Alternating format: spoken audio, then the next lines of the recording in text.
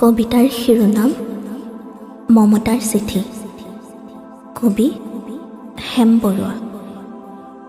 মৰমৰ এয়া মম এডাল জ্বলাই লৈছোঁ। আজি বহু দিনৰ মূৰত তোমালৈ চিঠি লিখোঁ বুলি। বাহিৰৰ উৰুঙা বতাহ জাগে মমডালাহি কোবাইছেহি। চাওঁ খিৰিকীখন জপাই দিওঁ। 7 বছৰৰ আগৰ কথাবোৰ তোমাৰ বাৰু মনত আছেনে?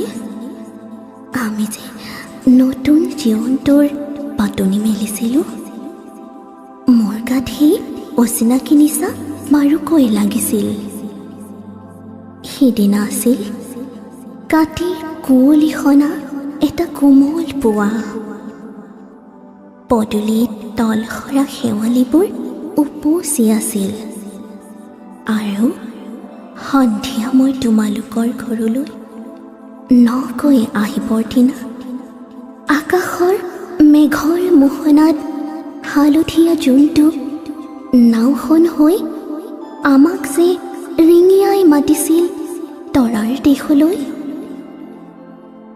মই লোৱা কঁকালৰ ৰঙা ৰিহাখনলৈ তুমি বাৰু তেনেকৈ কিয় একেথৰে চাইছিলা? মোৰ কেনে লাগিছিল জানা?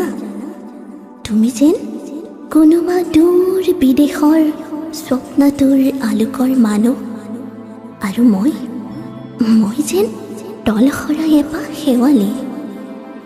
সেইদিনা মন সাগৰত মোৰ এৰি অহা আৰু আহি পোৱা অলেখ ঢৌৰ কঁপনি জাগিছিল।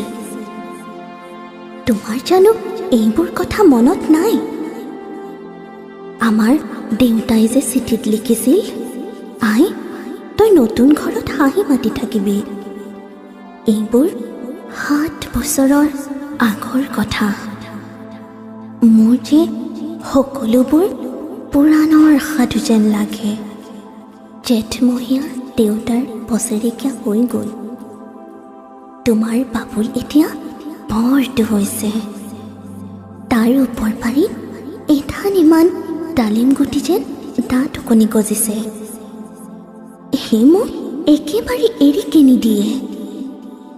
কেতিয়াবা মোৰ যে ইমান খং উঠে, তুমি নাই নহয় সেইকাৰণে।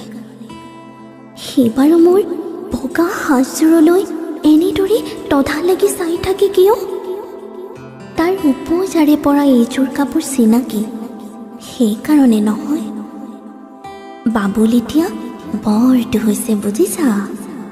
আৰু ডাঙৰ হ'লে স্কুলত তাক নাম লগাই দিম। স্কুলত থকা সময়খিনি মোৰ যে বুকুখন তেনেই উদং হৈ থাকিব ভাই। আৰু কি লিখিম? বিশেষ একো নাই।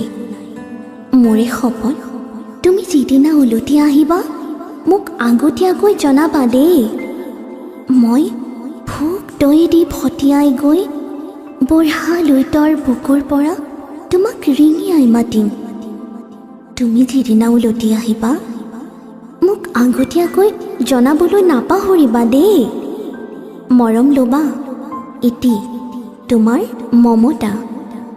পুনঃ এইবাৰ বুজিছা, মাঘৰ বিহুৰ মেজি জুইকুৰা বৰ ৰঙাকৈ জ্বলিছিল। আমাৰ আইতাৰ কলি ছাগলীজনী 2টা পোৱালি জগিছে। এটা সোঁঠ বগা আৰু আনটো পহৰা।